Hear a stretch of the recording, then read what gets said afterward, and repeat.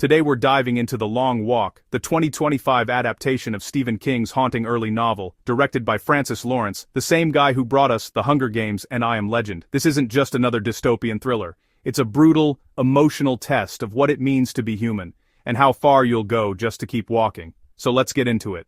The story takes place in a bleak alternate version of America, ruled by a military dictatorship. Every year, 50 teenage boys are chosen for The Long Walk, a competition that's part endurance test, part execution. The rules are simple and horrifying. Walk at least 3 miles per hour. Stop or slow down, you get a warning. 3 warnings, and soldiers shoot you on the spot. Only one walker survives, and that winner gets whatever he wants.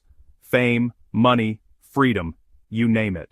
Our main character is Ray Garrity, played by Cooper Hoffman. He's soft-spoken, thoughtful, but you can tell there's something broken inside him. As the miles drag on, he forms shaky friendships with other boys like Pete McVries, but the longer they walk, the clearer it becomes that only one of them will live to see the finish line. This movie isn't about flashy action or big set pieces. It's slow, painful, and suffocating, intentionally so.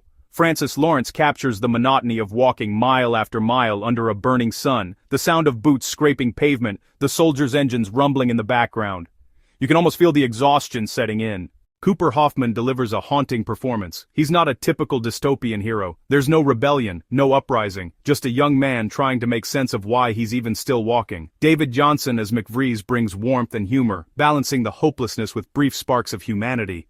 The visuals are gorgeous in a grim kind of way. Endless stretches of rural highways, misty forests, small towns full of silent onlookers cheering as the boys die one by one. It's chilling. The film's pacing might test your patience, but that's the point. You start to feel trapped in the same rhythm as the walkers, step after step, death after death. But beneath all that bleakness, The Long Walk has something to say. At its core, it's about endurance, both physical and emotional. It's a metaphor for life itself. We all keep walking, even when it hurts, even when we don't know what the prize is. The walk becomes a symbol for survival in a world that doesn't care if you make it. It's also about youth being consumed by systems they didn't create. The government turns children's pain into entertainment, and the public eats it up.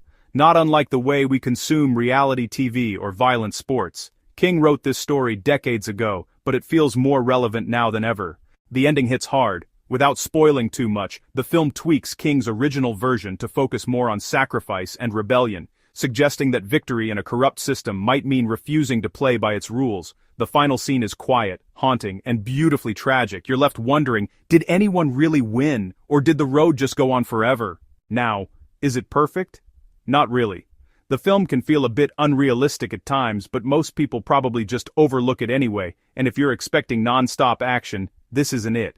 The world building was pretty vague since we never get a full picture of the regime or the society behind the walk.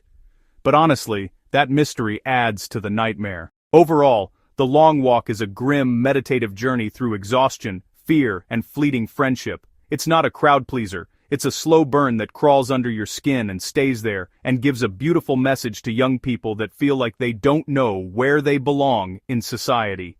If you like dystopian stories with emotional depth, think The Hunger Games meets The Road. This one's absolutely worth your time. I'd give it an 8.5 out of 10.